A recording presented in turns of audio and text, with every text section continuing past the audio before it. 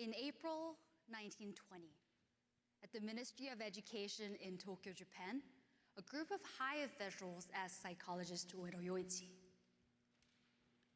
"What is a test?" Ueno, who had just come back from the United States and Europe to learn the latest in human resource management, replied, "That's a difficult question. If anything, a test is a scientific experiment." This was the moment when tests emerged as a solution to pressing social problem. As a historian, my favorite part of research is illuminating how people of the past tackle problems that are similar to those we face today. And I found the problems of 1920s Japan all too familiar. Here, the Japanese government was wrestling with the problem of how to distribute resources in a fair and efficient way. By the 1920s, Japan had become a multiracial empire with more than 6 ethno-races under its influence.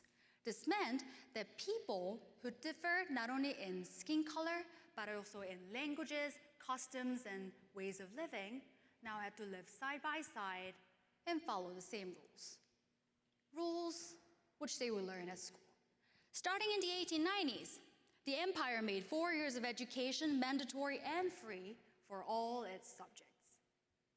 Less than half a century later, however, it needed another system. As rapid industrialization drew people to its urban centers, the changing demographic disrupted the existing order. To maintain control, the imperial state, first, had to ensure that all its subjects knew the rules of being a Japanese citizen. And second, enable them to be both happy and useful. Scientists proposed tests to address this challenge as a technology to ascertain whether a person possessed certain qualities. Tests were considered scientific experiments. And by being a scientific experiment, they were also believed to be fair and efficient. Fair, because if you had received the mandatory education, regardless of your background, you now had the knowledge to be tested.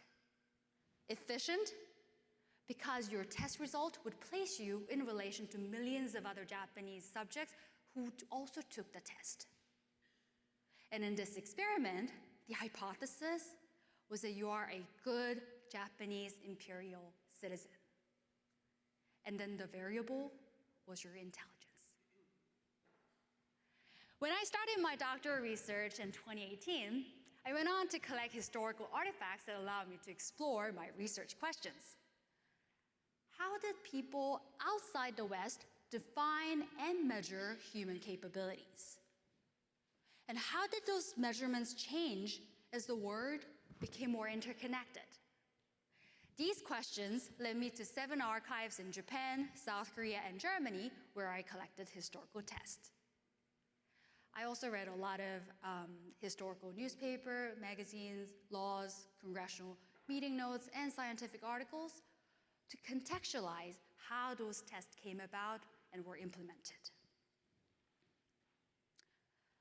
Let me give you an example of what my research discovered. This is one of the more unique tests that I found. This test works like this. First, you will receive a piece of paper like this. Starting from the top, you would add 2 adjacent numbers and note the sum in the units place. So here, we have 5 and 7. What do we get?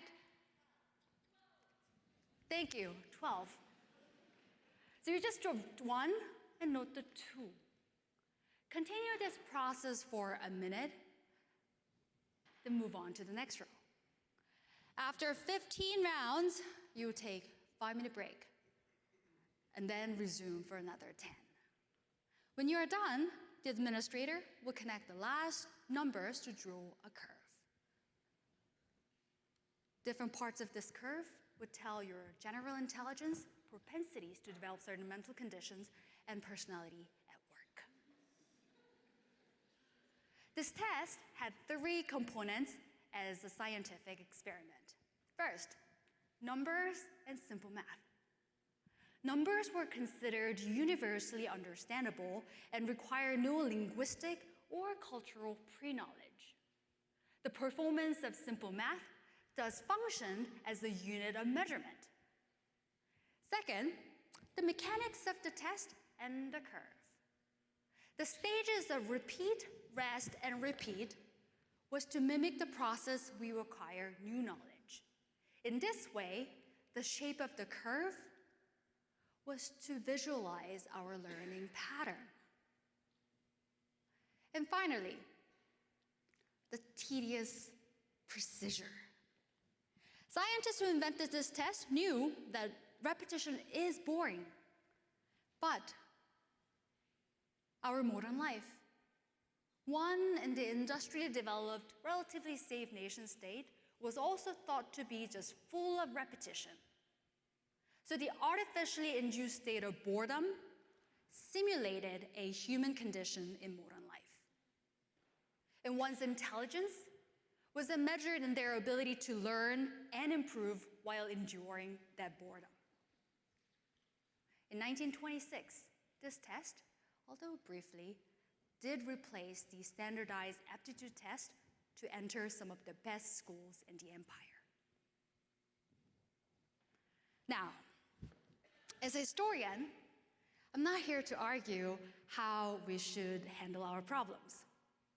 My work is to tell the stories. History offers an array of comparable stories where people, under all kinds of different conditions, tackle problems.